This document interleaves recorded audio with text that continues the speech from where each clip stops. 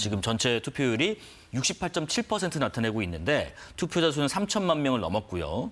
그런데 지난 대선 때 20대 대선하고 비교해 보니까 2시에서 3시로 넘어오면서 68.7, 저번에는 68.1, 불과 0.8% 거의 동률로 하고 있는데 이런 부분은 좀 유의미한 부분이 있을까요, 최 교수님?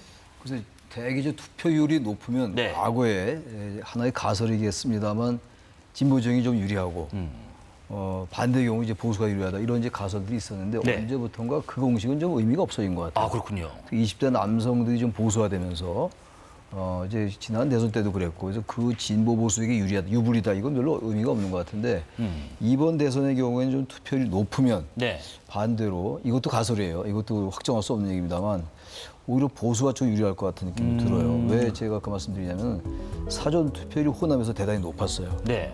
그리고 이제 대구 경북 지역이 낮았고 그렇습니다. 또 서울의 강남 지역도 상대적으로 이제 사전 투표율이 낮은 걸로 제가 알고 있는데 그런 걸로 봐서는 보수층에서 이게 뭔가 탄핵이나 내란 프레임으로 치러지는 선거이기 때문에 이길 가망이 많지 않다. 네. 라고 해서 좀 투표를 포기한 듯한 그런 이제 가설도 성립할 수 있다는 얘기예요. 그런데 후반에 오면서 투표율이 만약에 높게 나오면 네. 지난 2022년도 대선 때도 77.1%였어요. 낮은 투표는 아니었어요. 그렇습니다. 예. 근데 거기에 이제 비슷하거나 높게 나오면은 보수가 결집했다. 뭐 이런 이제 가설, 가정이 성립할 수 있겠죠. 네네. 그리고 이제 호남에서 투표율이 높았던 얘기는 이미 마음을 정한 유권자들이 가서 이제 일찌감치 투표를 했다고 볼 수가 있는 거죠. 물론 그렇습니다. 이제 사전 투표율이 분산 투표 효과도 있어요.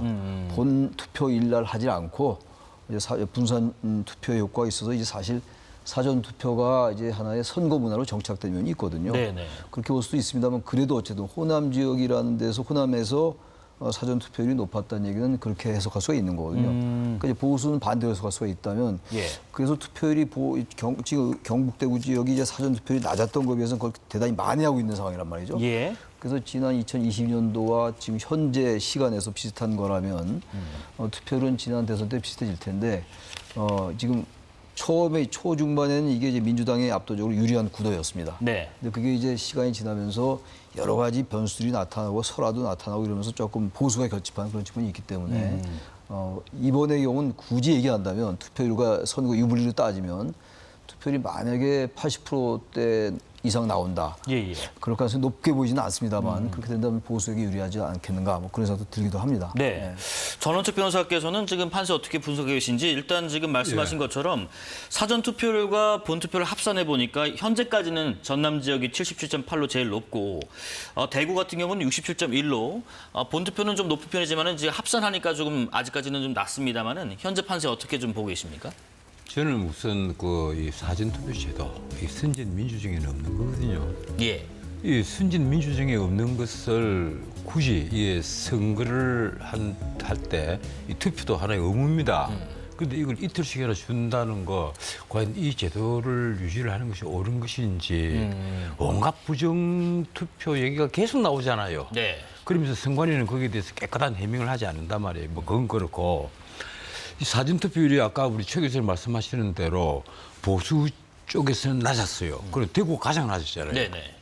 유일하게 20%대 투표를 보였는데 지금 이제 합산을 하니까 1시부터 합산했잖아요. 그렇습니다. 예, 그런데 아직도 보수 쪽에서는 낮고 지금 불경이 가장 낮는 것으로 저는 알고 있습니다. 그렇습니다. 예, 부산이 최저입니다. 예, 불경 지역이 가장 낮은데 이게 이제 얼마만큼 올라오느냐. 불경 지역이 지금 뭐 국민의힘에서는 목표가 50%다, 투표율 50%다 이렇지만 그건 좀 아닌 것 같고 75%까지 가느냐 안 가느냐. 예. 그리고 전체 투표율이 지난 대선 때 77.1% 그리고 그 앞에 대선 때 아니 문재인 당선됐을 때 그 77.1% 있을 예. 겁니다. 그리고 그 앞에 그 대선이 아마 77.2%였을 거예요. 거의 비슷했거든요. 예.